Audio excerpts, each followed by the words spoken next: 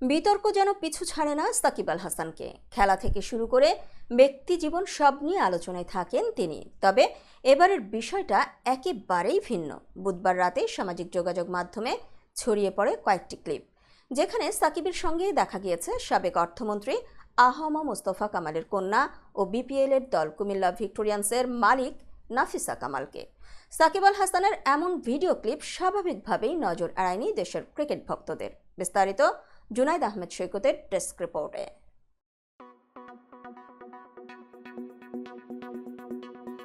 ক্রীড়া সংগঠক নাফিসা কামালের সঙ্গে ঘুরছেন সাকিব আল হাসান, এমন কিছু ছবি ও ভিডিও সামাজিক যোগাযোগ মাধ্যমে গতকাল রাতে ছড়িয়ে পড়ে।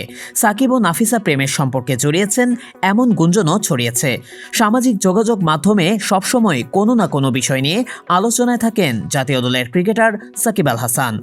কোটা সংস্কার আন্দোলনে নীরব ভূমিকা ও সদ্য বিলুপ্ত হওয়া জাতীয় সংসদের সদস্য হওয়ায় অনেকেই সমালোচনা করেছেন তার। তবে গতকাল রাত থেকে সাকিবকে নিয়ে নতুন আরেকটি ইস্যুতে সরব নেটিজেনরা।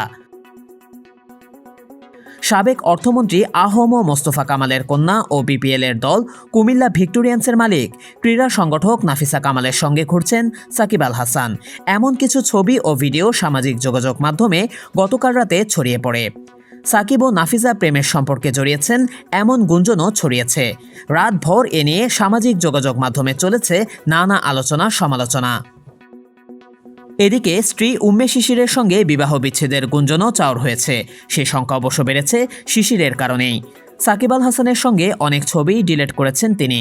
ইনস্টাগ্রামে একে অপরকে করেছেন আনফলো। তবে সকালে শিশির পরিবার সহ একটি ছবি পোস্ট করে সামাজিক যোগাযোগ মাধ্যমে এসব গুঞ্জনের জবাব দিয়েছেন। স্ট্যাটাসের শুরুতেই শিশির লিখেছেন, আপনার হয়তো তার ক্যারিয়ার এবং পছন্দ নিয়ে ব্যক্তিগত মতামত থাকতেই পারে, তা আমি অস্বীকার করব না। প্রত্যেকেরই বাকস্বাধীনতা আছে, কিন্তু অনুগ্রহ করে আমাদের সম্পর্কের সঙ্গে বিষয়টি গুলিয়ে ফেলবেন না। সে একজন অসাধারণ স্বামী এবং বাবা। সে সবসময় আমার প্রতি বিশ্বস্ত ও সৎ ছিল।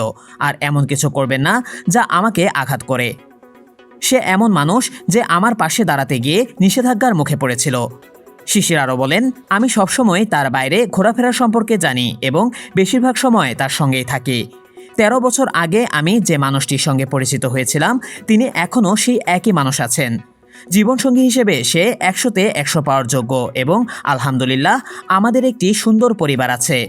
অনলাইনে অতিরঞ্জিত গুঞ্জন না ছড়ানোর অনুরোধ জানিয়ে সাকিব পত্নী বলেন, দয়া করে এসব গুজব বন্ধ করুন।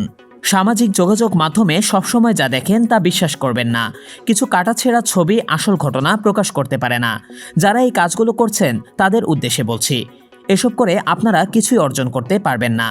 আমি আমার ব্যক্তিগত জীবন নিয়ে কথা বলতে পছন্দ করি না। আমি চুপ থাকতে চেয়েছিলাম কারণ সত্যটা আমার ভেতরেই আছে, কিন্তু কিছু অপ্রয়োজনীয় কল এবং মেসেজের কারণে আমি বিষয়টি পরিষ্কার করতে চেয়েছি। এখন তার মনোযোগ পাকিস্তান সিরিজে, আর আমার মনোযোগ আমাদের পরিবারের দিকে। আমরা সবসময় একটি পরিবার হিসেবেই ছিলাম এবং ইনশাল্লাহ তেমনই থাকব। এই স্ট্যাটাসের সঙ্গে নিজের পারিবারিক ছবিও যুক্ত করেছেন শিশির। সেখানে তিনি লিখেছেন, আমি আমার কোনো পোস্ট বা ছবি ডিলিট করিনি, কেবল তা প্রাইভেট করে রেখেছি। আর ছবি বা পোস্ট কখনো কোনো সম্পর্ককে বিচার করতে পারে না।